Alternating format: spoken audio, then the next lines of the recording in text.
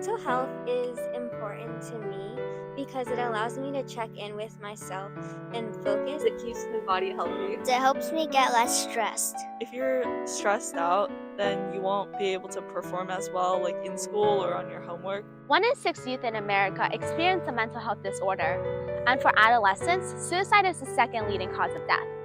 The COVID-19 pandemic has only made matters worse, with 44% of high schoolers saying that they've experienced constant hopelessness in 2021. The pandemic, I think, focused us in on the pre-existing epidemic of mental wellness and well-being challenges in youth. But I don't think most people thinking about the profoundly negative impact of isolation. Learning how to get locked in when 2019 was such a vibrant year for everyone, and just learning how to rely on yourself and your family and just not really talking to many people and meeting them outside of your house. Especially during those critical years of growth and brain development, we were seeing, everybody in that age range was coming back with a 2-year delay. These issues aren't just temporary, as many of them extend into adulthood, with 1 in 5 American adults saying that they experience a mental health illness. If half of all people living with cancer had no treatment in the previous year, we would be outraged as a country.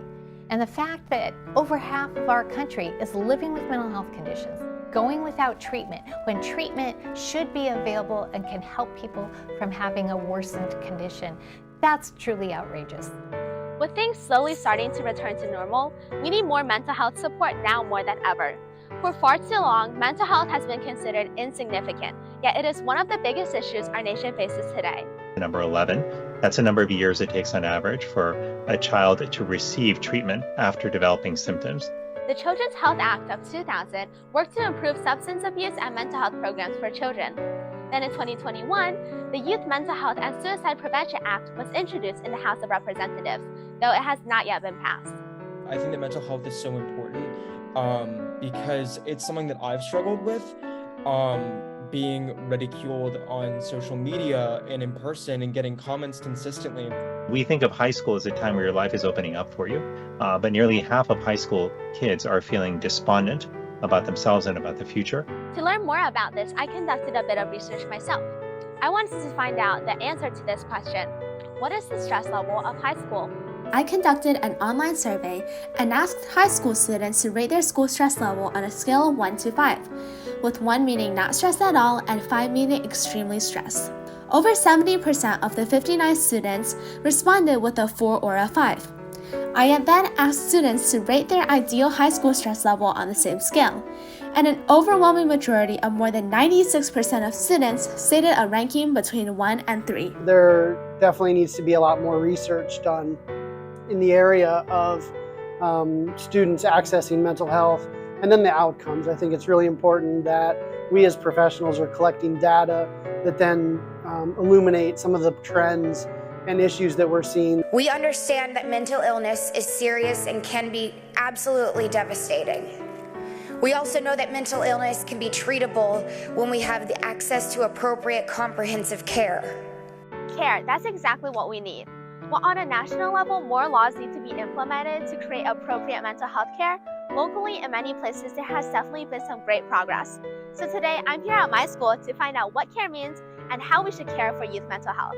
Every Friday, when you walk in the school's orchestra room, the first thing you notice is the sound of calming music.